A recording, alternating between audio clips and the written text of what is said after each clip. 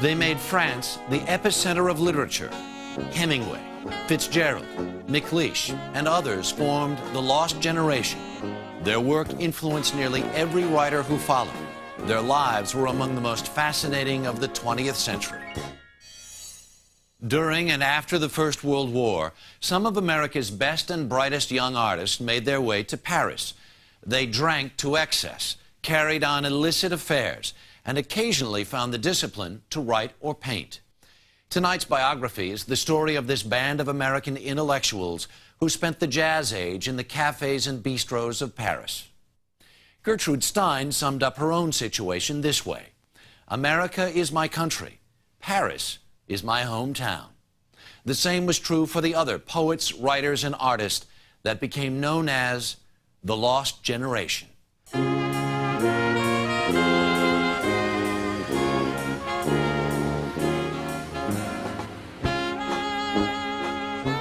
If you are lucky enough to have lived in Paris as a young man, Ernest Hemingway wrote before he died, then wherever you go, for the rest of your life, it stays with you.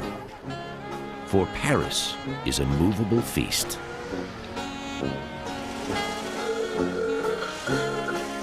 In the aftermath of World War I, Hemingway and other disillusioned young artists and writers flocked to Paris in search of artistic freedom. Immemorial place of inspiration, Paris in the 1920s was a city unsurpassed in its convergence of creative energy. Expatriate poets and novelists like Ezra Pound and James Joyce worked to reinvent literary form. F. Scott Fitzgerald created a voice for the new jazz age, while Ernest Hemingway pioneered a singular style of prose. Art devotee and literary godmother Gertrude Stein called this generation of renegade painters and writers lost. Ruthless, innovative, radically challenging Victorian convention.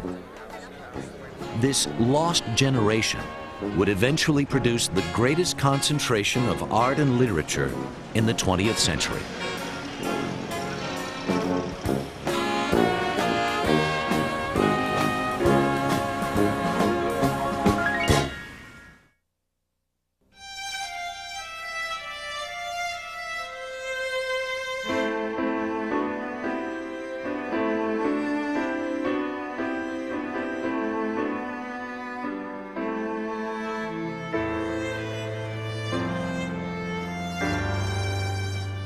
On the eve of World War I, American students of literature immersed themselves in the work of European masters with the hope of discovering their own artistic voice. These young writers, like Malcolm Cowley at Harvard University, had found little guidance among their fellow countrymen. The only authors to admire were foreign ones, Cowley concluded. It seemed to us that America was beneath the level of great fiction.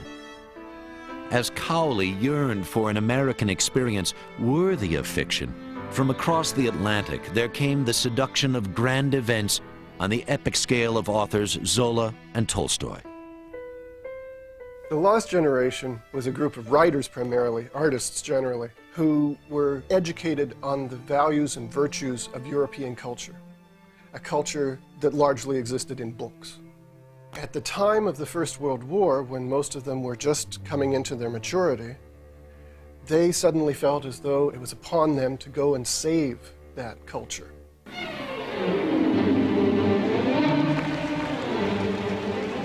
I must serve, Archibald MacLeish wrote his father, else I am not your son.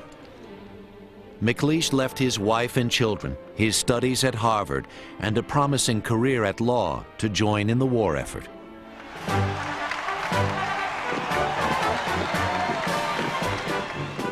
Archie didn't really need to go anyplace, but he felt called, and he was going to serve his country against the horrid people on the other side. So he signed up for the Yale ambulance unit. The ambulance divisions throughout France and Italy were like college extension courses for a generation of writers, Cowley wrote. It provided us with fairly good food, a congenial occupation, furloughs to Paris, and uniforms that admitted us to the best hotels.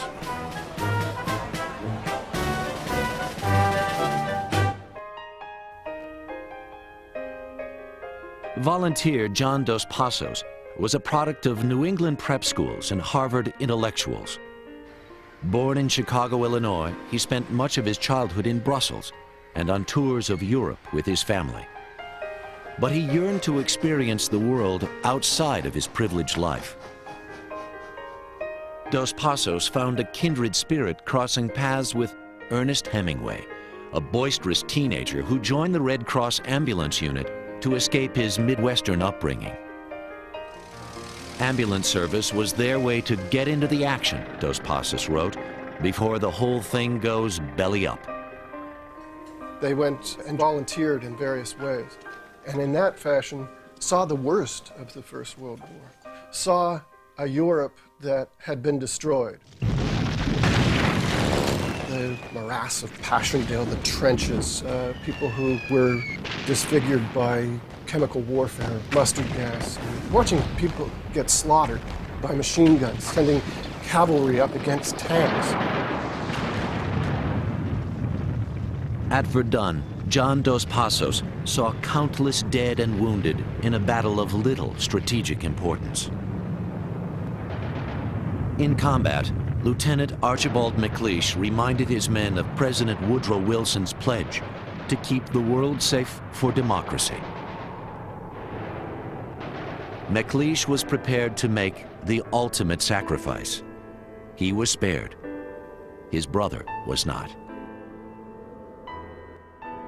And they found his body in a farm in Belgium about 3 months after the war. And he was lying in full uniform, and there he was. And that destroyed Archie.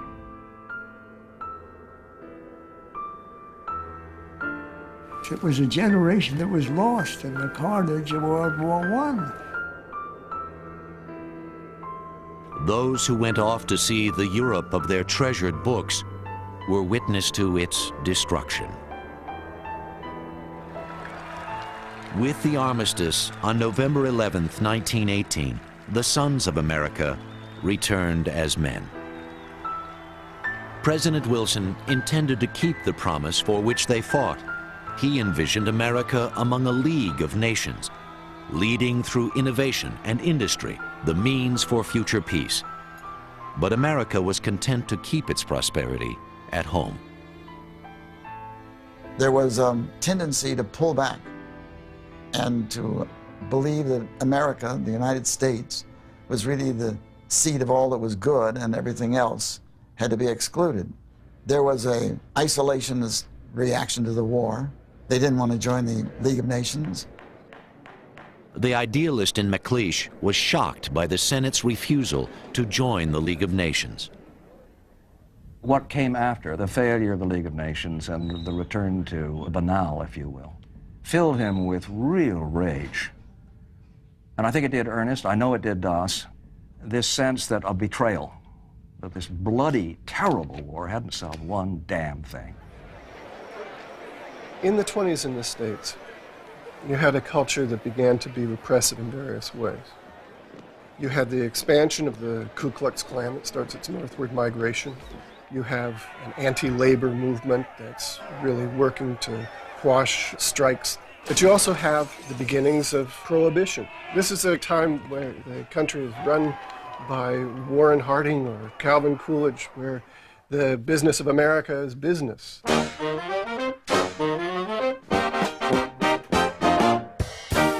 As the Roaring Twenties began, bootleg liquor in speakeasies was not the only way to get a cheap thrill. There was the stock market, one which allowed a country to bet its future on selling short and riding the boom. As the country raced to make its fortunes, entertainments were fine, but little time could be wasted on art.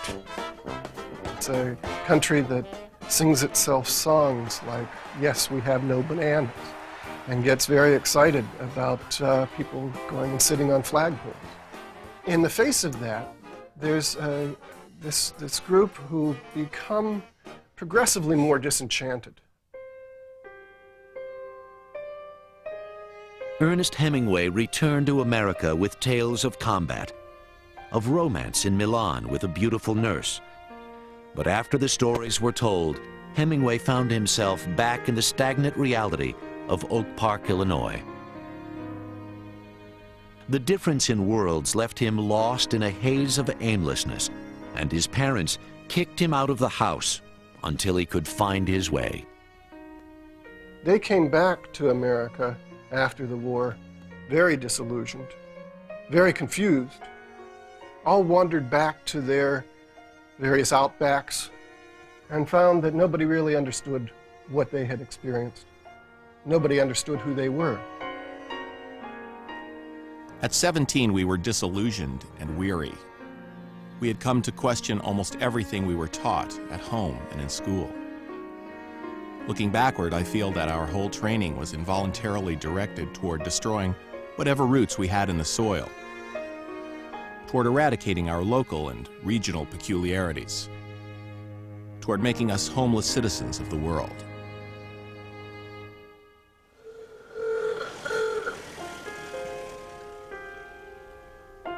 As former editor of the Harvard Law Review, Archibald MacLeish returned from the war to begin a profession at law. He had a family and a blossoming career, but little time to pursue his desire to write poetry. Walking home on a cold February night through the streets of Boston, Archibald MacLeish thought back to the dreams of his college days. By the time he got home, it was very late, and Ada, I think, probably laid into him. They talked all night, and he said, look, I've got to do what I really feel called upon to do. Calling was very important to him. And what he was called upon to do, he felt, was to write poetry. The next morning, MacLeish entered his law office with his decision. He walked in, and there were all the senior partners of the law firm waiting, and Mr. Choate was just about to offer him a partnership. And he told him, I'm sorry, sir, I can't accept. I'm leaving the firm. He had the wisdom not to say at that time, I'm going to be a poet. Supporting a family by poetry was a time-honored impossibility in America. But rumors from overseas reached MacLeish. In Paris, anything goes, and it was cheap. His father, a very dur Scot, who had helped him in his undergraduate years, went ahead and helped him through the years in Paris. The dollar was enormously strong. I mean, you could live on $100 a month easily in Paris in the 20s. So they set off. 2 kids, a nanny, Ada and Archie, for Paris.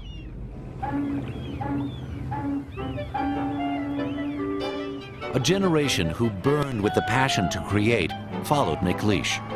For the Ivy Leaguers, the chance to realize and live their dreams was too much of a temptation to resist. They repacked their suitcases with civilian clothes and headed back to Paris for sojourns that lasted months and sometimes years, but they always intended to come back. In steamers bound for France, a host of Americans left their country in search of their own artistic voices. A lost generation, unsure of its future, but certain that somehow it lay in Paris.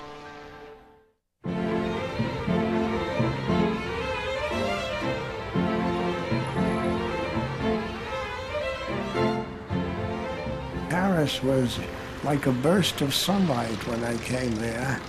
Yeah, these wonderful boulevards, the Seine River winding around all over the place, and the church, Notre Dame, and the Sainte-Chapelle. And I often think of the line that Wordsworth wrote and said, it was something to be alive, and to be young was very heaven. And this is in Paris.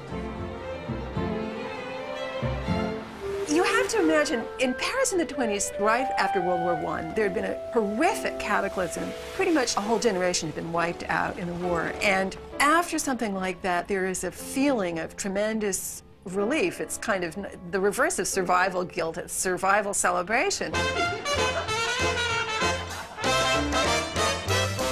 Man opens his eyes, takes a look, relaxes, and rediscovers life, gripped by a wild desire to dance, let off steam, scream, at long last stand upright, shout, and squander. described painter Fernand Léger. Being young was enriching if you lived in Paris and you survived. It was sort of a great gasp of relief that now the world is safe and we can glory in it and enjoy it and feast on it. In the decade following World War I, Paris exploded with life. And this is Paris of the artist ball every year when everybody just broke all the rules. Paris in the 1920s was a bohemia, and nothing represented its free spirit like the infamous artist balls, where revelers tried to keep both their wits and extravagant costumes about them during the course of the evening. You had an amazing kind of polymorphous perversity in the social life. You had aristocrats who would have enormous costume balls at which, you know, half the people came in drag. And the word is freedom, freedom, liberation, and do whatever you want and find yourself. And nobody will get in your way. You'll be respected for whatever you do, or you won't be chided. And this, from America, was quite a change.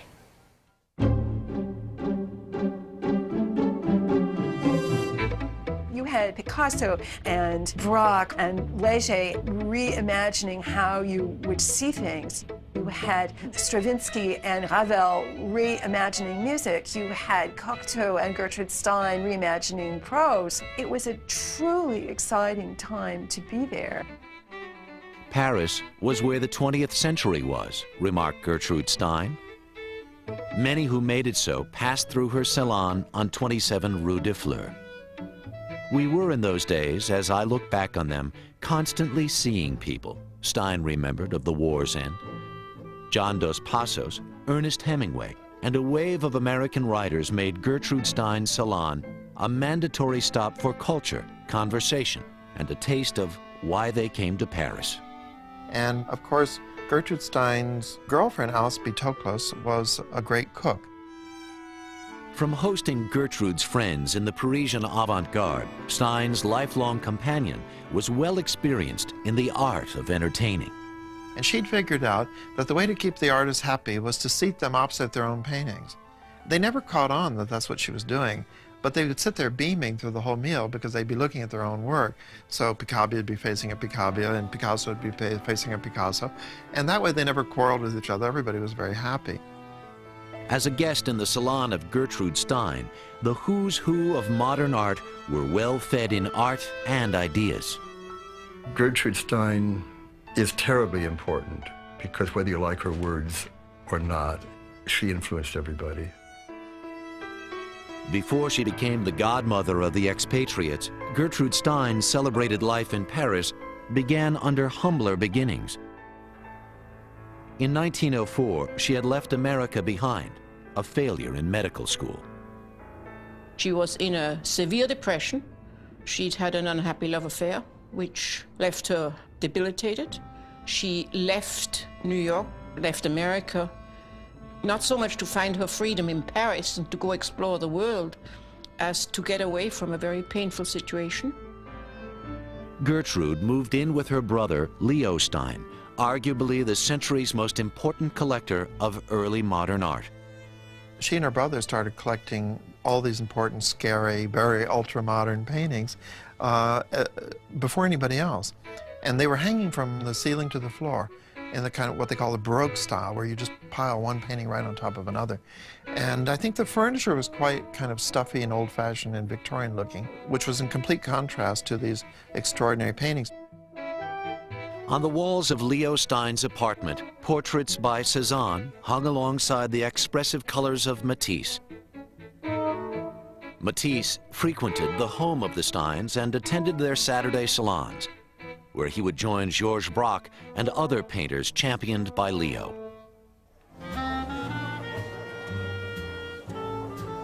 The French had a very old tradition of the salon. They were either artistic salons or strictly social salons or political.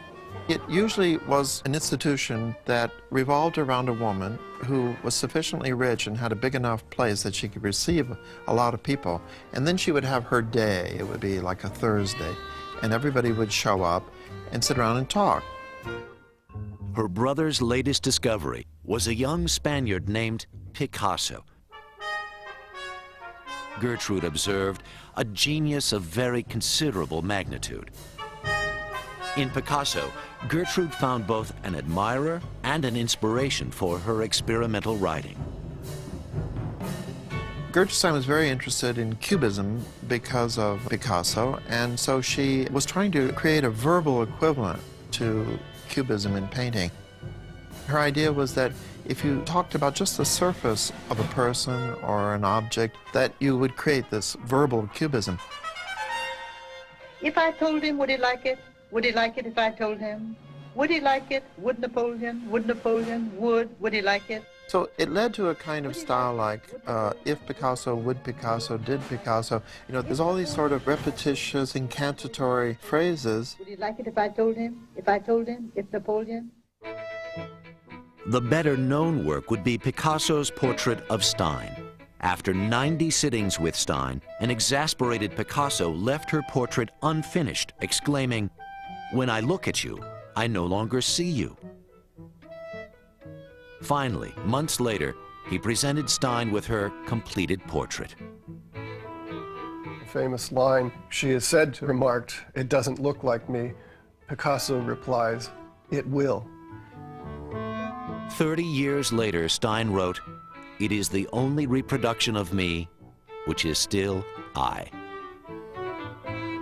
Our image of that salon is that it is the beginning of true modernism. And of course, if you go to the modern collection in the Metropolitan Museum now, the first image you see, absolutely appropriately, is the Picasso portrait of Gertrude Stein. As a literary hub for Americans in Paris, Stein's salon was surpassed only by the English-language bookshop on 12 Rue de l'Odéon. And that was the bookshop of Sylvia Beach, Shakespeare and Company. And it became a literary center. It became a crossroads. Sylvia Beach had a devotional love for literature and those who wrote it. Leaving her life in America as a minister's daughter, Beach opened her bookstore after wartime service as a Red Cross nurse. At Shakespeare and Company, Beach lent writers books and money. They used her store as their post office as they navigated their way through the flourishing scene of literary Paris. In a city which celebrated literature, a generation of American writers set off to take Paris as their own. And I simply got my baptismal bath in it, as it were. I suddenly felt that I was part of this new movement. I had been writing before I knew this, but I know that it changed my writing. I know that, of course. You don't fight it, you belong with it, and you go with the stream.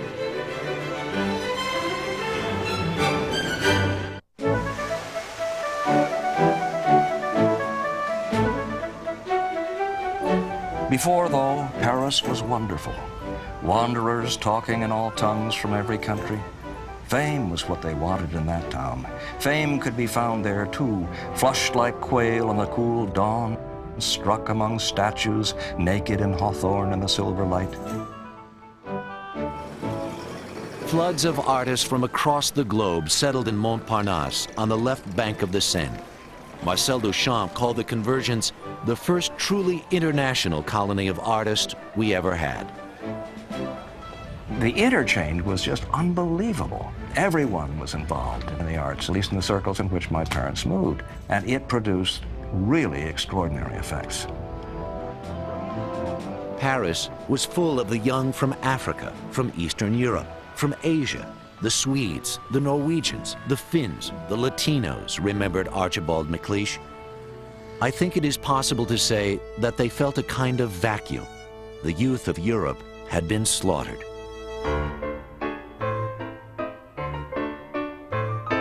Among intellectuals like Tristan Tzara, the death of a generation implied the death of tradition. In a series of public statements, his Dada movement denied the existence of art altogether, often in pranks from followers like composer Erik Satie. One story I vaguely remember about him was that he put up all these posters for a big performance that was going to be held. And of course everybody came, but the theater was dark, it was locked, it was a joke of his. And, you know, it was a performance they never forgot. Liberated from tradition, artists in Paris sought a new beginning. Make it new, declared American poet Ezra Pound. I think there was a sense of anything that you try to do may very well turn out to be the new field of expression. Good art cannot be immoral, Pound wrote. By good art, I mean the art that bears true witness. I mean the art that is most precise. In the 19-teens and 20s, the avant-garde was very much in the air. Everybody wanted to be up to date. Everyone wanted to be modern, and no one quite knew how to do it. And people who had tremendous self-assurance, like Pound, and a vast culture, like Pound, were ideally suited for leading the rest of the pack. The eccentric Ezra Pound arrived in Paris in 1920 and quickly rose to become a leader of literary modernism. Pound was described as a philosopher of the crossroads grocery and Cracker Barrel. Born in Haley, Idaho, he enrolled in college at the age of 15 with the desire to find out what had been written and what was the best of it in as many languages as I could get. He's interested, first of all, in translation. He translates the French troubadours into English. He translates the great poems of China, of the Tang and Sung dynasty. He learned Chinese. He was interested in Egyptian poetry and learned how to read hieroglyphics so he could translate that. I mean, he really had this enormous, all-engulfing thirst for world culture. A jittery, restless individual who spoke in a drawl, wore a black velvet jacket, and donned a goatee, Pound became one of the most recognizable figures in literary Paris. Of course, Ezra Pound is extremely famous, not only as a poet, but as kind of the godfather of T.S. Eliot's The Waste Land, having blue penciled that into a sharp, tight poem.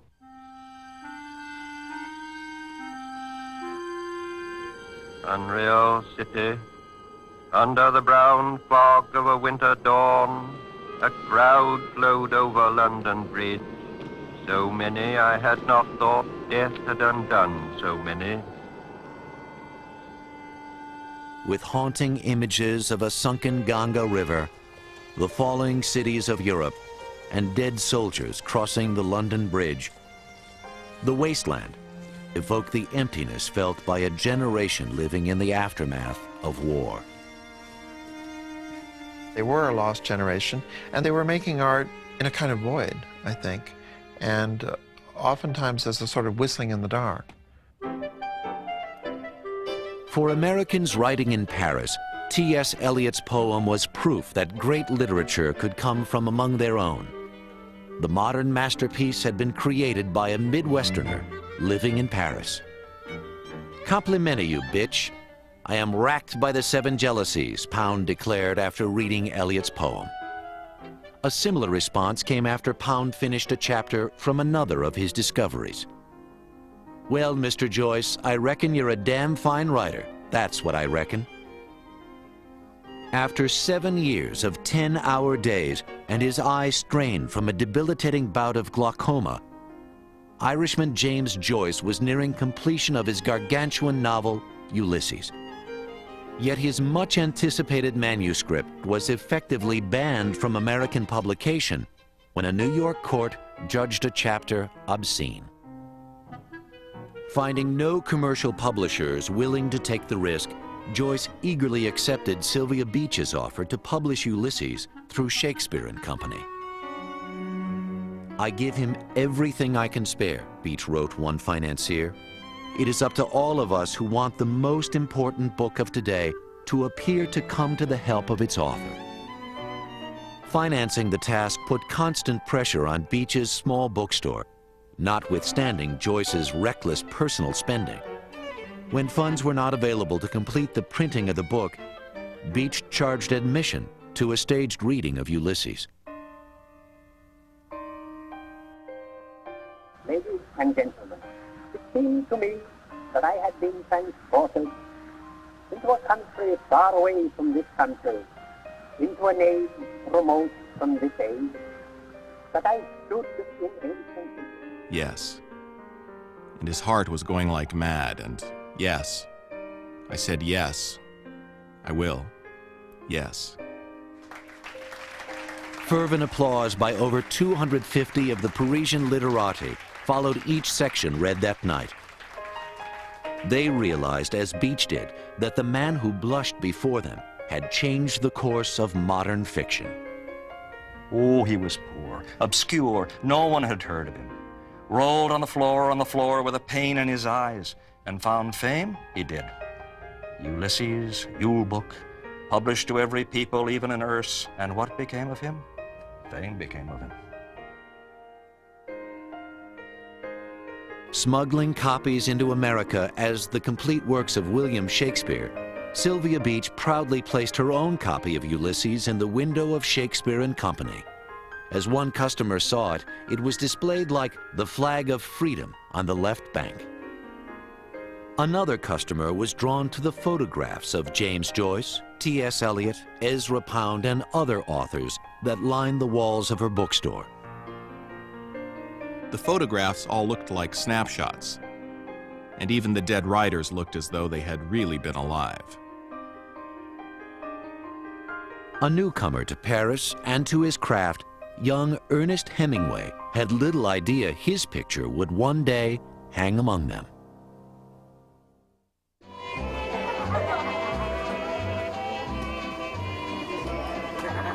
Sherwood Anderson was at a party in Chicago when he engaged the journalist Ernest Hemingway with tales about life in Paris. Hemingway knew Anderson's name well. The successful copywriter turned novelist had written Winesburg, Ohio, a novel hailed as an American classic. Inspiring the eager Hemingway onto a new life in Paris, Anderson provided advice on where to stay, what to eat, and whom to meet. Anderson wrote letters to friends in the Parisian avant-garde, introducing Hemingway as a young man of great talent. And in 1921, Hemingway and his new wife, Hadley, sailed for Paris.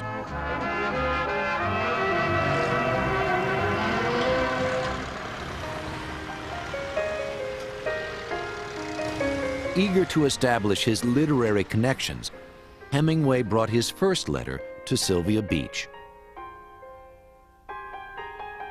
In those days, there was no money to buy books. I borrowed books from the rental library of Shakespeare and Company. On a cold, windswept street, this was a warm, cheerful place with a big stove in winter, tables and shelves of books, new books in the window, and photographs on the wall of famous writers, both dead and living.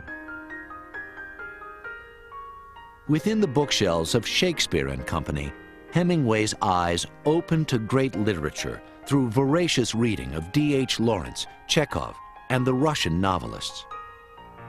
He remembered that in Dostoevsky there were things so true that they changed you as you read them. And Tolstoy's War and Peace made the writing of Stephen Crane on the Civil War seem like the brilliant imagining of a sick boy who had never seen war.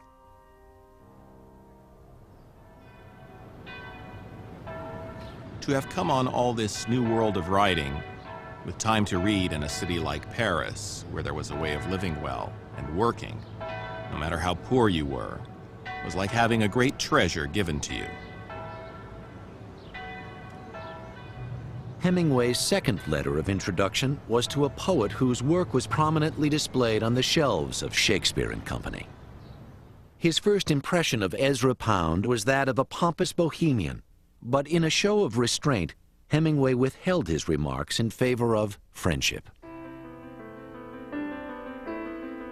When he first came to France, Hemingway was more inclined to be a poet than an author.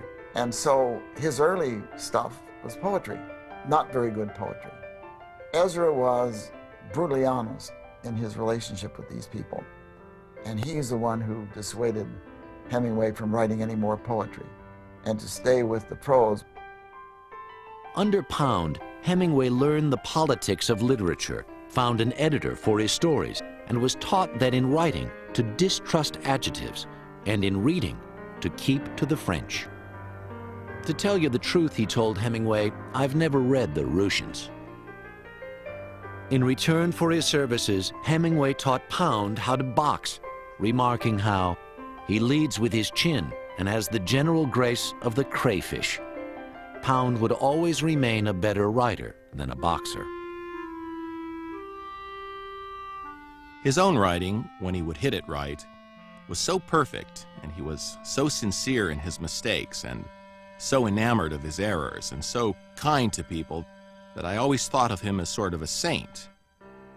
He was also irascible, but so perhaps have been many saints. Hemingway used to say that Pound was about 50% right. When he was right, he was spot on. When he wasn't, it was so far off you could easily tell. And then quickly, Hemingway realized that there was another person who was responsive to young writers' work, who was dead on almost all the time, and that was Gertrude Stein. Armed with his final letter of introduction, Ernest Hemingway arrived at 27 Rue de Fleur to find it like one of the best rooms in the finest museum. He had a similar impression of its occupant. Miss Stein was very big, but not tall, and was heavily built like a peasant woman. She had beautiful eyes and a strong German-Jewish face. Gertrude Stein, I think, had enormous magnetism. She's like the Rock of Gibraltar. You feel this enormous strength of her body, of her massive head that was like the head of a Roman emperor, and you hear it in recordings in the timbre of her voice. So I think she had this magnificent presence. Stein wrote that she liked Hemingway's talk and his passionately interested eyes. Like her relationship with Picasso, Stein relished in the role of a mentor to a younger artist. She assessed his short stories and passed judgment on his unfinished wartime novel. And she said to him, begin again and concentrate this time. And I think she meant it in both senses of the word, of making it more concentrated and also pay attention to what you're doing. And he realized he would learn from her. And she was watching the talent. She knew this was a talented man. It was very clear to her. Stein convinced Hemingway to devote himself full-time to writing literature, telling him, if you keep on doing newspaper work, you will never see things. You will only see words. As their friendship developed, Stein criticized the lifestyle of Hemingway and his friends. She could not understand the excess of a generation given to frequenting cafes and, as she put it, drinking themselves to death. After a conversation with a Parisian hotel keeper on the subject, Gertrude Stein concluded that every man becomes civilized between the ages of 18 and 25. If he does not go through a civilizing experience at that time in his life, he will not be a civilized man. And the men who went to war at 18 missed the period of civilizing, and they could never be civilized. They were a lost generation. They drink, they play about, they go here, they go there, they don't know where they're going, they don't know what they're doing. They live it up, but with no direction and no aim. That's what you are. That's what you all are, Miss Stein said. All of you young people who served in the war, you are a lost generation.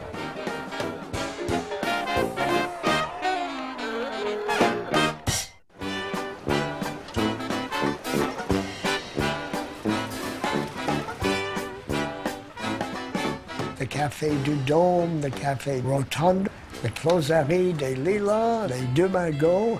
You'd go to a cafe, you'd sit there, you'd talk, you'd think, you'd overhear conversations, and there was a certain electricity in the air. Of the many cafes that dotted the left bank of Paris, Ernest Hemingway preferred the Closerie des Lilas. his adopted office for writing. It was a pleasant cafe, warm and friendly, and I hung up my old waterproof on the coat rack to dry and put my worn and weathered felt hat on the rack above the bench and ordered a cafe au lait. The waiter brought it, and I took out a notebook from the pocket of the coat and a pencil and started to write.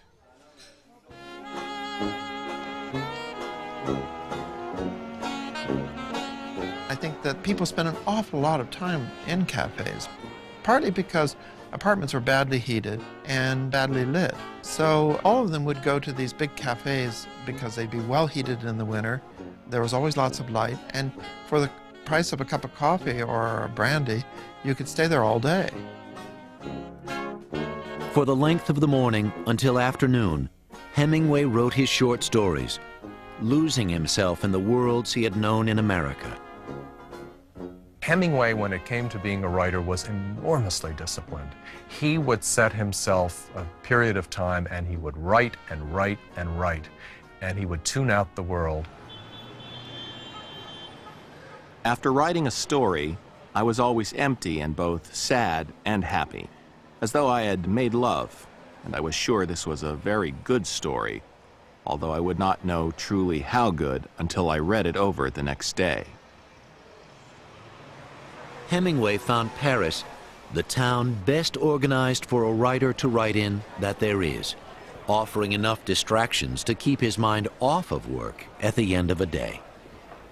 As Virgil Thompson once said, if I'm going to starve to death, I'd like to starve to death where the food is good. And Paris is a wonderful place to live. It's the most beautiful city in the world. It's easygoing.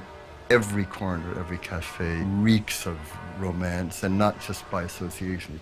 It's a nice place to starve to death or to be poor with other young people.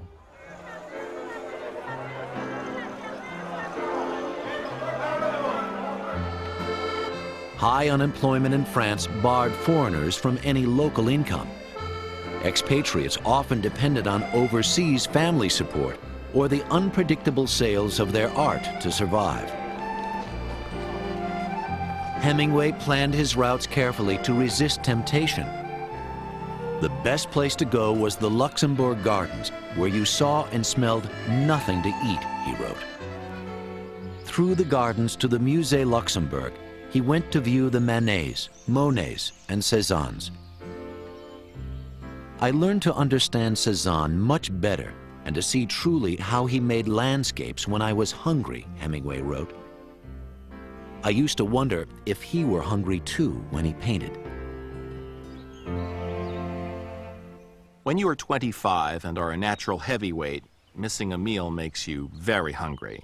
But it also sharpens all of your perceptions, and I found that many of the people I wrote about had very strong appetites and a great taste and desire for food, and most of them were looking forward to having a drink.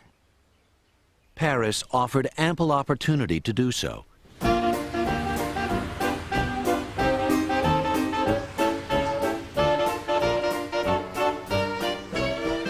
In the evening, artists waited for the last of the light, and their café crèmes would be replaced by vermouth, absinthe, and brandy.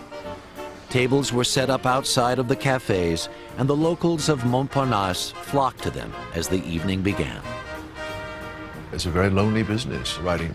Well, most people can't write for more than a couple of hours, and they've got to go out and find out how other writers are doing, which I think leads to the sort of the café life. At the cafes, Hemingway joined others who had finished a day's work for better or worse. He recalled that there were models who had worked and there were painters who had worked until the light was gone. There were drinkers and characters, some of whom I knew and some that were only decoration. You find this cafe society, and by that I mean a world where people don't go home to eat. People don't go home to have private lives. Their private lives are public lives. They are in permanent circulation from cafe to cafe to cafe. Whether it was at the Dôme, the Deux Magots, or the Brasserie Lippe, the artists of Montparnasse gathered to discuss the pressing issues of the era. Man Ray could debate surrealism over Dada with André Breton. Aaron Copland might discuss the music of Les Six with Virgil Thompson. Or Ernest Hemingway argue with John Dos Passos over the Select versus the Dingo Bar. It was like having a salon. You could receive people, say hello, arrange to meet, give each other rendezvous for certain hours. So it was all very congenial and very sociable. Hemingway initially hated the bohemia of cafe life. The scum of Greenwich Village, New York has been skimmed off and deposited in large ladles, he wrote upon arrival. You can find anything you are looking for at the Rotund, except serious artists. There were lots of them, the hangers-on, the people who pretended to be great writers. To most of the lost generation, foremost among them was a writer named Robert McCalman, about whom Archibald MacLeish wrote the couplet, "I'd rather have to eat dead salmon than spend an evening with Robert McCalman." Though Hemingway included McCalman on his list of worthless characters, he was not above meeting him for drinks at the Dingo.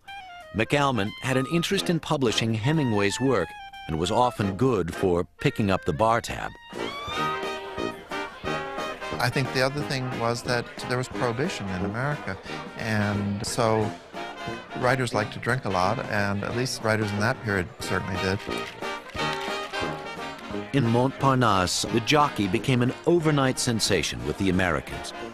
Partygoers came out of limos and onto a dance floor so crowded that one patron said he saw a pretty young girl dance completely nude while no one else noticed.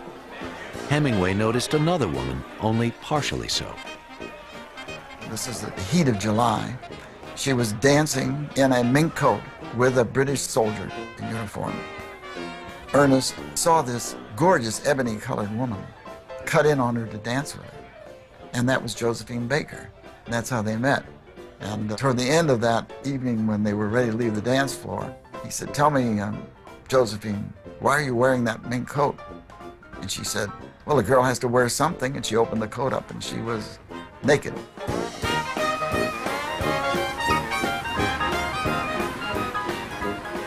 Paris was the home of Le Nègre Revue, where Josephine Baker entranced the city with her unique performance style. Black American jazz permeated the nightclubs of Paris in the 1920s.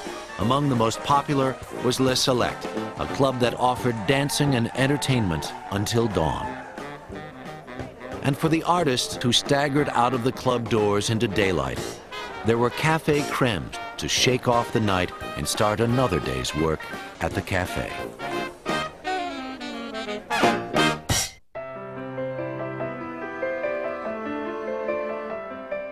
Everybody who writes is interested in living inside themselves in order to tell what is inside themselves.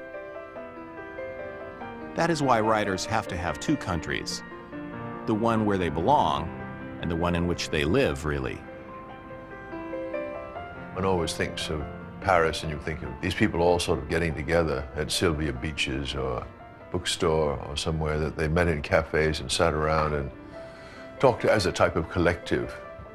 And MacLeish said that wasn't true at all, that they were all self-absorbed with what they were doing. In his lonely hours at the Bibliothèque Nationale, Archibald MacLeish became well acquainted with the solitude his poetry required. He spent 3 years writing nothing in Paris, but reading everything he could, reading in English as far as he could without getting back to Beowulf. MacLeish was following Ezra Pound's advice to Americans serious about writing poetry, to know European literary tradition inside and out. They weren't satisfied with just being themselves and knowing who they were. They needed to know what had gone before. And so you had people like Archibald MacLeish learning how to write poetry by reading Dante in a library in Paris. And then starting to write, very carefully in his own style, so that although he lived and obviously was influenced by all this, what came out in most poems was something that was Archie, not Paris. In his poem entitled Family Group, MacLeish began to reconcile his brother's death. After the armistice, I mean the floods, the weeks without a word. That foundered farmyard is in Belgium somewhere. The faceless figure on its back, the helmet buckled, wears what look like navy wings. A lengthened shadow falls across the muck about its feet. They felt, in a sense, that if they immersed themselves in these old civilizations and at the same time partook of this energy and excitement that was happening in Paris with modernist painting and modernist music and modernist literature all starting to bubble, that they would really go somewhere with it. American poet E.E. Cummings, also living in Paris, was inspired by the freedoms of Dada to invent a new system of punctuation, while Hemingway scoured the Old Testament for material. Over café au lait at the Closerie des Lilas, Hemingway would quote his finds to Dos Passos. "One generation passeth away, and another generation cometh. The sun also riseth, and the sun goeth down." Living off the royalties of his wartime novel, Three Soldiers, John Dos Passos traveled in and out of Paris throughout the 1920s. Malcolm Cowley remembered him as the greatest traveler in a generation of ambulant writers. When he appeared in Paris, he was always on his way to Spain or Russia or Istanbul or the Syrian desert. The ever-traveling Dos Passos restrained his writing to a single American city, fitting his increasingly radical politics and belief in the common man into the scope of his novel, Manhattan Transfer. There are flags on all the flagpoles up Fifth Avenue. In the shrill wind of history, the great flags flap and tug at their lashings on the creaking gold knob poles up Fifth Avenue.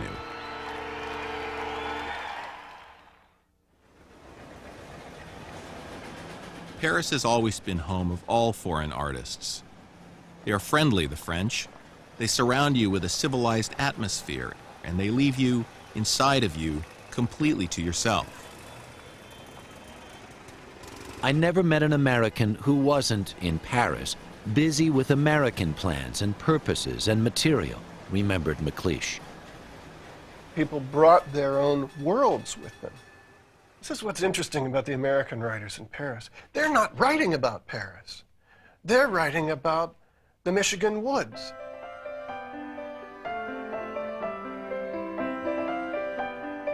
Hemingway drew his short stories from experiences at home. His boyhood trips to Lake Walloon in Michigan became those of his character Nick Adams. And his bitter homecoming to Oak Park became the story of Krebs in A Soldier's Home. Paris has served writers in different ways. Sometimes it's just a place to go and get drunk and make merry and meet each other. Sometimes as a place to learn about French literary trends and incorporate them into English. And sometimes as a place to get a perspective on America. The climate helped them. Everything that was happening. In the evening, they would all go to the Select, and they'd all sit around big tables, and they would enjoy their dinners together. They would go off to Pamplona together as a group. They went to Schrun skiing together as a group. They became a cohesive, producing organism, and out of it came some of the works that we still feel are masterpieces today. Within the circles of these authors, each influenced the other in both literature and life. A skiing trip with Hemingway inspired an exhilarated Archibald MacLeish to write pages of prose on his new sport. After reading them, Hemingway remarked, "Never write about anything you don't know all about." In the warmer climates of Spain, Hemingway and Dos Passos shared their sense of adventure by running with the bulls. In an equally dramatic event, James Joyce recited his manuscript of Finnegan's Wake over white wine with the MacLeishes and Sylvia Beach. Other nights, Joyce simply accompanied MacLeish's wife, Ada, on the piano. He used to come over and play Ada's piano and teach her these wonderful Irish songs. I mean, the Brown and the Yellow Ale and all of these great songs, and they'd sing together. But all of that was part of work, too. It was a deepening of their ideas, a strengthening of their concepts about what they were doing. They got a better sense of who they were and what they were after by what some people might think of as socializing, but which was really a kind of collective groping for the way. One of the really great satisfactions of that period in Paris was that personal competition practically didn't exist, remembered McLeish. What you were doing was to compete against the art itself. Pushing through on their literary journey, the writers of the lost generation began to find their way. They also think of themselves as a common voice. There's a we that begins to emerge out of this ragtag band of expatriates. Lost? Lost. I consider myself one of the discovering generations. Like Hemingway, like Cummings, like Fitzgerald. They all came out of France, you know, all of them.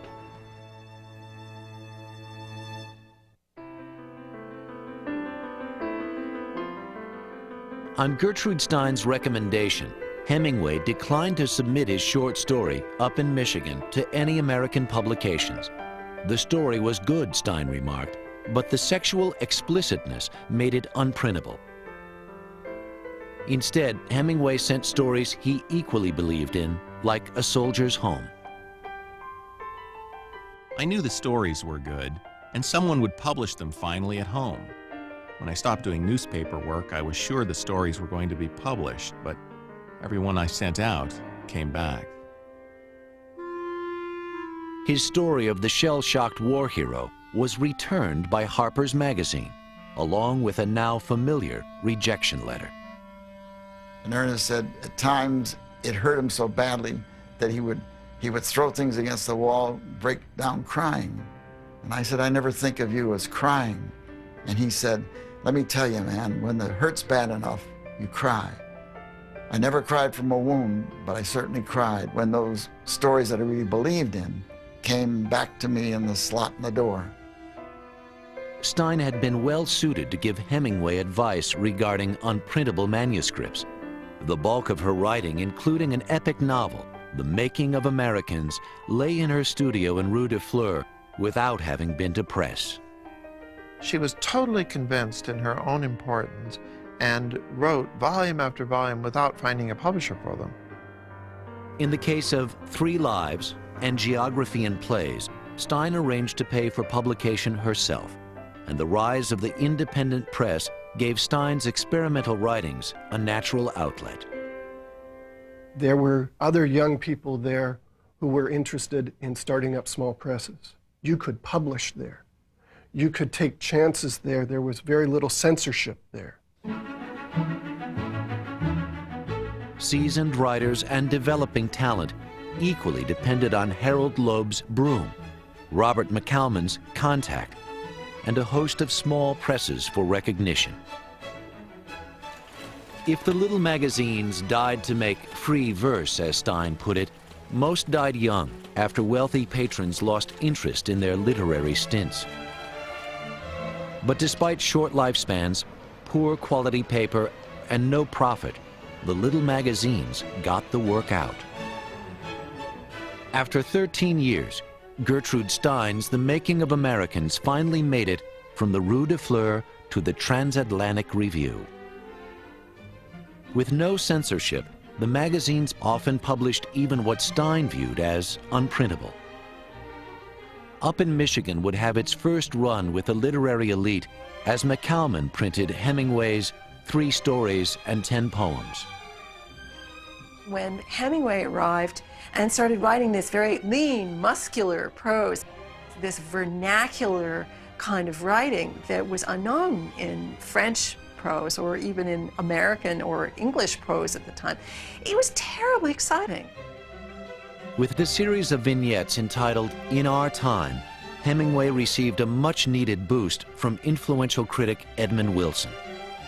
In his review for The Dial, Wilson stated that Hemingway's little book has more artistic dignity than any other that has been written by an American about the period of the war. Wilson keyed a friend from Princeton into the young new talent as well. "He's the real thing," responded F. Scott Fitzgerald to his editor at Scribner's and Sons. "I'd look him up right away." He cabled his editor, Maxwell Perkins, and brought to his attention this young writer whom he misspelled as, with two M's, as Hemingway, H-E-M-M-I-N-G. And that was the making of literary history.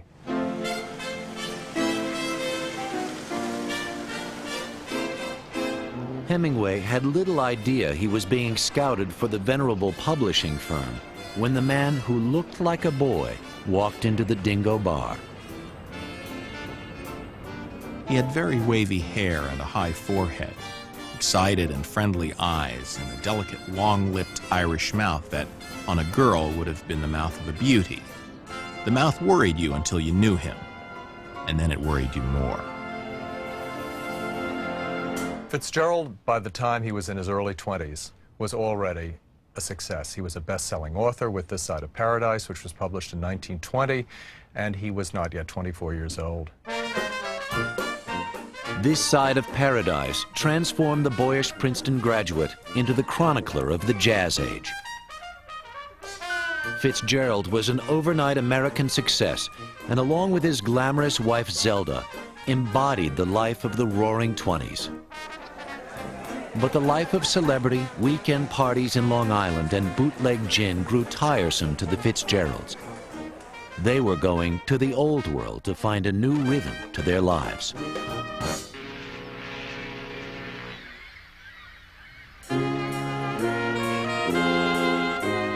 In his new home of Paris, Fitzgerald's celebrity and reputation as a popular writer held little credibility among the avant-garde of Hemingway's left bank. There must have been extraordinary envy from these struggling, so-called serious experimental writers in Paris at the time, and tendency to dismiss him as a popularizer and not, therefore, a serious writer. Though he would sit with Hemingway trying to enjoy himself at the cafes, Montparnasse was never Fitzgerald's style. While earnest work as a serious artist made him the darling of the left bank, Scott's indulgence befitted a playboy of the right bank. It's the place of beautiful avenues, dazzling hotel lobbies, of gold and white and red carpets. And it's that image of Paris, I think, that oftentimes shows up as the background of Fitzgerald's work.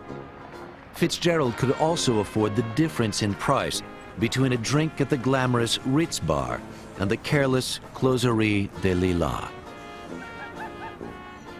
Fitzgerald came to Europe with a big checkbook, big bank account, and very established commissions for writing for the Saturday Evening Post. We must remember, they paid him $5,000 per short story.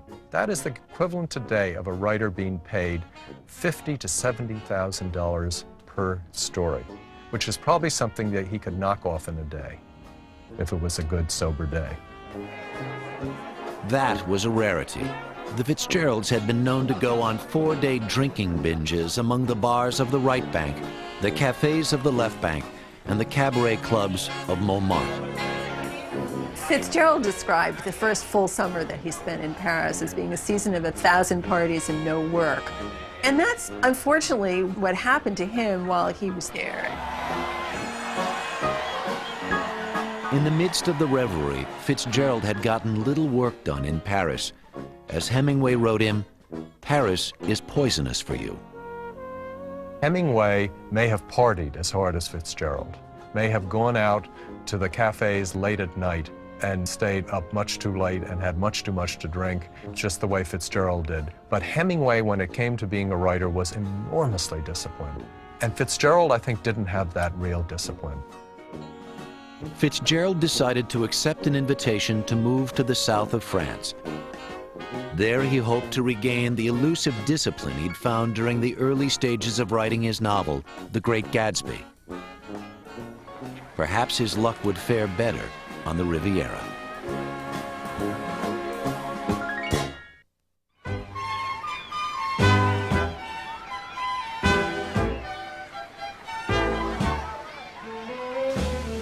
just a real place to rough it, an escape from all the world, Fitzgerald wrote of the French Riviera.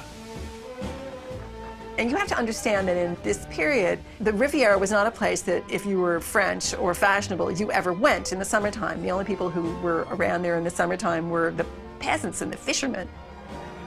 In the secluded beach town of Valescure in the south of France, Fitzgerald completed the final drafts of The Great Gatsby. His work persevered in the face of an affair between his wife Zelda and a French aviator. His faith in marriage shattered, Fitzgerald was drawn to the second most influential woman from his years in France, Sarah Murphy.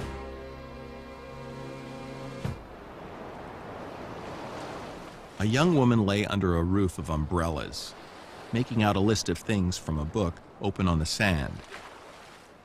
Her bathing suit was pulled off her shoulder, and her back, a ruddy orange-brown set off by a string of creamy pearls, shone in the sun. Her face was hard and lovely and pitiful.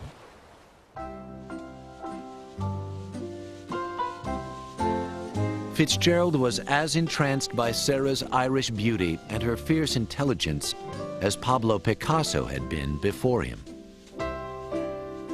Bred as a Manhattan sophisticate, cosmopolitan Sarah Weiberg abandoned the life of her parents by marrying Gerald Murphy, an intense Yale graduate who preferred the art of living over running his father's luxury goods emporium. Gerald had the good sense to dismiss the schoolboy attractions of Fitzgerald as sentimental disturbances. Gerald Murphy treated life with such a sense of style that Picasso remarked, "There is American elegance." His complexion was reddish and weather-burned. So was his short hair. His eyes were of a bright, hard blue. His voice, with some faint Irish melody running through it, wooed the world. Gerald had a transformation when he arrived in Paris in 1921. He saw in a gallery window paintings of Picasso and Braque and Léger and Juan Gris, and he decided that was what he wanted to do with his life. "If that's painting," he told Sarah, "that's the kind of painting that I would like to do." Devoting himself to his art, Gerald's works were soon exhibited alongside those of the painters who intensely inspired him. He became suddenly very, very famous. He was lionized by Picasso and Léger, both of whom became his friends, because they thought he was an astonishing, exciting, new artist. Fernand Léger found Murphy's art as affecting as his style, declaring him the only American painter in France. John Dos Passos once said that after he'd taken a walk with Gerald through Paris, that nothing, he would never look at anything in the street the same way again because of the way Gerald made him see things. In a sense, his whole life was his art. Accommodating Dos Passos' wish to know more about ballet, Gerald handed him a brush as they painted the sets for Igor Stravinsky's new production. They were friends with Stravinsky and Picasso and Léger and Diaghilev and the whole lineup of the Parisian avant-garde. And they provided a kind of a meeting place for the Europeans and the Americans, a way for the Americans to really get a dose of what it was they were coming to Europe to find. Through the Murphys, Archibald MacLeish could discuss art with Fernand Léger or prose with Jean Cocteau, while his wife, deep in study over the songs of Erik Satie, could get pointers from the composer himself. As Ada MacLeish wrote, "The Gerald Murphys, whom we like enormously, live near us, so we really haven't to want." Gerald and Sarah Murphy's friends always referred to them as a golden couple. They lived always as if they were inventing some wonderful game, and to be in their orbit, I think, for people like Fitzgerald and Hemingway and Archibald MacLeish and the other American expatriates who were living in France at the time was a really exciting experience. "For me, only the invented part of life is satisfying," declared Gerald Murphy. At their home named the Villa America in Cap d'Antibes, the Murphys invented a grand life for those who joined them. One could get away with more on the summer Riviera, and whatever happened seemed to have something to do with art, remembered Fitzgerald. These two knew how to create art out of conversation and out of the pleasures of eating. Eating by moonlight, eating new potatoes with dill and butter and drinking white wine. And that's your supper under a linden tree. Now that's pretty good. They would go to the beach before lunch and spend an hour or two, as Fitzgerald describes it in Tenderest the Night, sort of sunbathing and swimming and playing games with their friends. The man with the jockey cap was now going from umbrella to umbrella, carrying a bottle and little glasses in his hands. Presently, he and his friends grew livelier and closer together, and now they were all under a single assemblage of umbrellas. Much to the liking of shy and soft-spoken Dos Passos, the Murphys were most fond of intimate gatherings of friends, sparing no expense in having champagne and caviar flown in from the Caspian Sea. The Fitzgeralds were usually fond of any Murphy occasion. We frequently find Scott in the south of France. And one time, he and Zelda took everybody's shoes and purses and attempted to boil them while the party was going on. I think in part because they felt then if they did that, nobody would leave. The party should last forever, I think was their idea. To be included in Dick Diver's world for a while was a remarkable experience. Sarah Murphy was asked late in her life what it was that had made Paris in the south of France in the 20s such a wonderful, exciting place. And she said, it wasn't the parties that made it such a gay time. It was, you loved your friends and you wanted to see them every day, and usually you did see them every day. And it was like a great fair, and everybody was so young.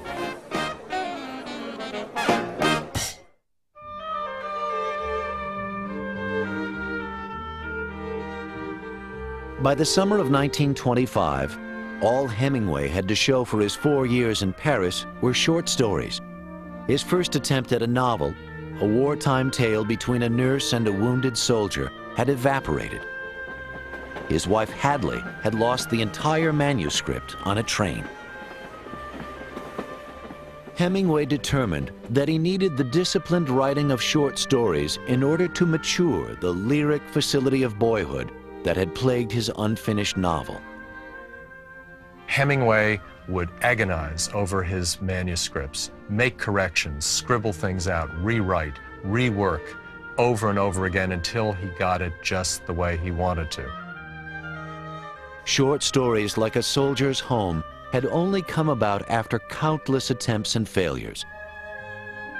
He felt those like F. Scott Fitzgerald, who changed their stories for the slick magazines, hoard their talent, and were in danger of destroying it. But when he finished reading The Great Gatsby, Hemingway knew he had read a masterpiece. Fitzgerald wrote the quintessential American novel, the novel about the American dream of the 20th century.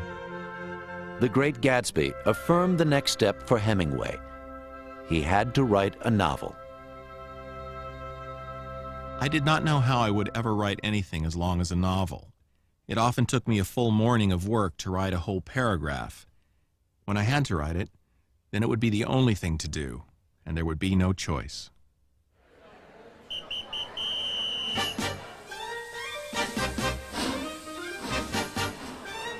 A month later, Hemingway and his wife Hadley vacationed with friends at the Festival of San Fermin in Pamplona. In a week-long fiesta, the expatriates danced until dawn in the streets. They ran with the bulls and watched death in the ring. There was sexual intrigue between Harold Loeb, Lady Duff Twisden, and a jealous Hemingway. There was name-calling and drunken fights at the cafes. The festival was a splendid vacation for Hemingway. It had given him material. Within 2 months, Hemingway would finish the first draft of his first novel. If he could write a book as fine as The Great Gatsby, wrote Hemingway, I was sure he could write an even better one. Fitzgerald had equal expectations of his upcoming novel. It will be about myself. Moreover, it will have the most amazing form ever invented. In the south of France, Fitzgerald was planning his follow-up novel to Gatsby. The names of the characters and nature of the story would change in the course of his writing. But he centered his novel around a wealthy American couple living in the Riviera. Upon his return to Paris in September, Fitzgerald had little to show for his effort. Scott and Zelda had been in Cap d'Antibes, and that fall, when I saw him in Paris, he was very changed. He had not done any sobering up on the Riviera, and he was drunk now in the daytime as well as nights. The year after Gatsby had not been productive for the 28-year-old Fitzgerald. He recorded 1926 as a year of drink, loafing, plus the Murphys. Zelda had been little help to his lack of discipline. He had a wife who was a constant distraction. In a way, he had a wife who was jealous of his success as a writer, and that was perhaps the most devastating thing of all. Zelda wanted to be everything her husband was. Zelda looked at him and she smiled happily with her eyes, and her mouth too, as he drank the wine. I learned to know that smile very well. It meant that she knew Scott would not be able to write.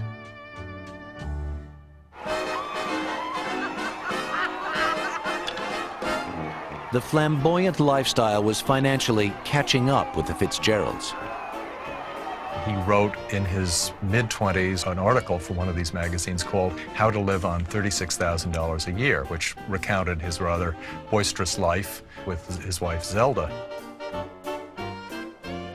His money would be lost on all-night excursions on drinks, meals, and generous tips. He remembered 1,000-franc notes given to an orchestra for playing a single number. 100-franc notes tossed to a doorman for calling a cab. Though The Great Gatsby had been critically hailed, commercially, the novel had poor sales, a quarter of what Fitzgerald expected them to be. A needed raise in Fitzgerald's salary from the Saturday Evening Post brought more short stories and further interruptions to his novel about the Riviera. Zelda remarked the novel went so slowly it ought to be serialized in the Encyclopedia Britannica.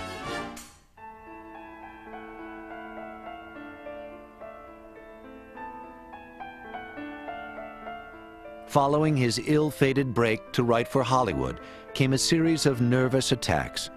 The stoppies, as Fitzgerald called them, prevented any serious work for 1927. In 1928, the year Scott went to a Parisian jail twice for drunkenness, he wrote, "The novel was like a dream, daily farther and farther away." I think Fitzgerald was able to work fairly well in Paris until he began to drink so much that it kept him from working at all. After a year of being unable to write even the short stories, he wrote to Hemingway, "I have worked 2 months on a popular short story that was foredoomed to being torn up when completed." In a P.S., Scott wrote, "The Post now pays the old whore $4,000 a screw." Hemingway replied in frustration, "Oh hell, you have more stuff than anyone, and you certainly care more about it, and for Christ's sake, just keep on and go through with it now, and don't please write anything else until it's finished." My father felt that Fitzgerald had thrown away something that was magical, that he had one of the really, really great talents, and that unfortunately it was wasted. If Fitzgerald had written nothing abroad, he would have still made perhaps the greatest contribution to our publishing house that anyone has made, and that is to introduce us to Ernest Hemingway. When Scribner's published Hemingway's The Sun Also Rises in 1926, the New York Times praised Hemingway's lean, hard prose, that put more conventional English to shame. Europe was really the making of Ernest Hemingway. In his 5 years in Paris, Hemingway transformed himself from an eager hopeful to a world-class novelist. Elevating the lives of the expatriates into a masterpiece, Hemingway opened his last novel, A Movable Feast, with a fitting quote from Gertrude Stein: "You are all a lost generation."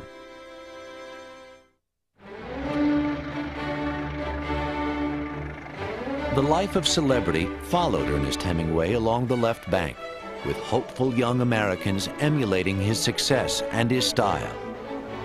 New arrivals from the Midwest molded themselves into Hemingway heroes, taking trips as he had done to the fiestas of Spain.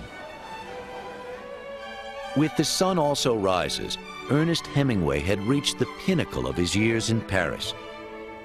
Published alongside it was a comedic novelette entitled The Torrents of Spring, a scathing parody of Sherwood Anderson. It was not a kind thing to do to Sherwood Anderson. And Scribner's published it, and it may be the least of my father's works.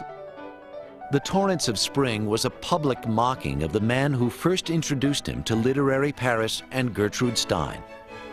Hemingway anticipated Stein's anger. He had attacked someone that was part of her apparatus. Later on, the relationship became soured.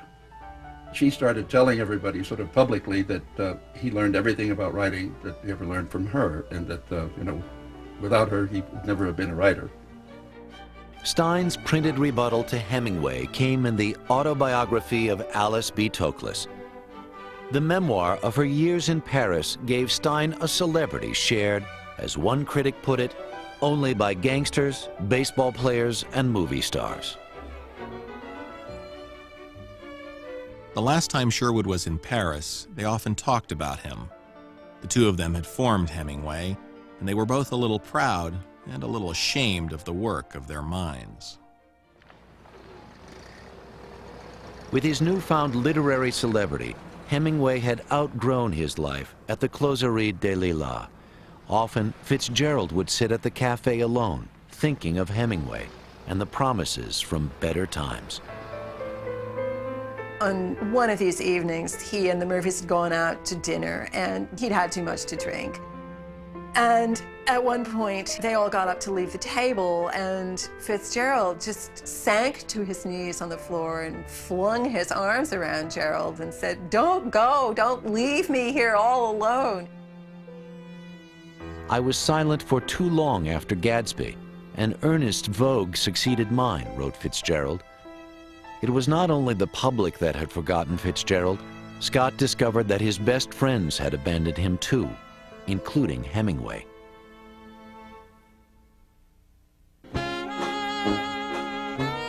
With full confidence in his craft, Hemingway completed the wartime novel he had originally set out to write. When A Farewell to Arms was published in 1929, Hemingway secured his rank as a literary heavyweight.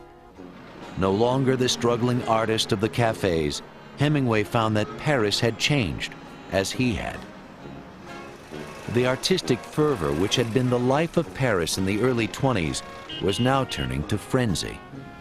Waves of Americans ready to join the celebrated expatriates heightened what Fitzgerald called a widespread neurosis as the decade ended.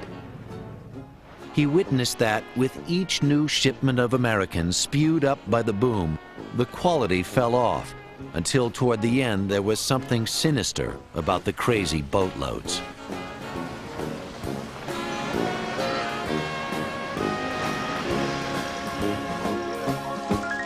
October 29, 1929 would change Paris again. The American Stock Exchange had crashed. The crash of 1929 ended all of this because they were no longer getting their remittance checks from home. And so the Americans were the hardest hit, the earliest hit, and they were the ones who had to slink home because they couldn't work in France. In one day, the whole thing seemed to collapse. The whole house that had been built and that everybody had inhabited was a house of cards that had come down on them. But you had people like the McLeishes decide, we'll go back to America. We really want to be in America. You had Ernest Hemingway and his new wife, Pauline, returning to America. You had Scott and Zelda Fitzgerald going back. And then you had the Murphys resisting returning to America. Tragedy would end the Murphys' carefree life in the south of France. In 1929, they moved to Switzerland in a failed attempt to cure their son of tuberculosis. Gerald shut down the Villa America. He would never paint again. Life itself has stepped in now, he wrote Fitzgerald. Gerald Murphy said that for him, only the invented part of life was satisfying and had any real scheme, any beauty, and that life blundered in and destroyed it. And I think that's what happened to everybody in that era. From his country farm in Massachusetts, Archibald MacLeish wrote Gerald Murphy a poem entitled American Letter, asking, how can a wise man have two countries? MacLeish longed for Paris, but knew that despite the great heritage of Europe, his duty was to the promise of America. This is our land. This is our people. This that is neither a land nor a race. We must reap the wind here in the grass for our soul's harvest. Gerald and Sarah Murphy would finally sail to America, joining a generation of friends and exiles who had returned home.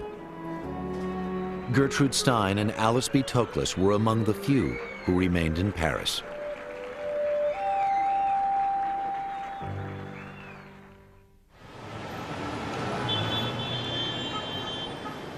And what do they bring back? They bring back a sense of culture. They bring back a sense of a new way of looking at tradition, a new way of virtually inventing what literature is about. They come back with a new language. They come back with a fresh way of speaking. This is the spare language that Stein helps Hemingway refine. But they also come back with subjects. They come back writing about gritty lives in American cities, a fresh sense of urbanism. They come back to a sense of writing that's tuned in to the music that's being generated, the jazz. And the fact that they have to go to Paris in order to do that is terrifically ironic. These people have to leave America in order to, how shall I say it, for at least cultural, literary purposes, in order to invent America.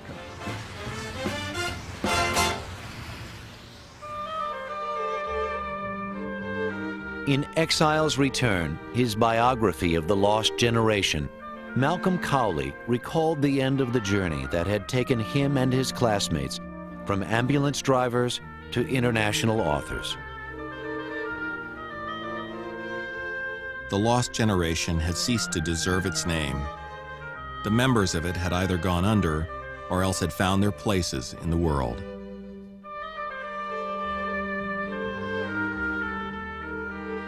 Those who succeeded created a body of American literature that ranked with that of European masters. The inspiration they had sought was found in Paris. There is never any ending to Paris, and the memory of each person who has lived in it differs from that of any other. We always returned to it, no matter who we were, or how it was changed, or with what difficulties or ease it could be reached. Paris was always worth it, and you received return for whatever you brought to it. But this is how Paris was in the early days, when we were very poor and very happy. Many of the lost generation's most celebrated writers lived their later years in misery. Ezra Pound was tried for treason after the Second World War, then spent years in a hospital for the criminally insane. Hemingway was diagnosed with depression and treated with electroshock therapy. In 1961, he killed himself. And after years of prodigious drinking, F. Scott Fitzgerald died of a heart attack at age 44. Before his death, Fitzgerald looked back on those Paris years with nostalgia and the realization that there was no going back. "The golden bowl is broken," he wrote to Gerald Murphy, but it was golden.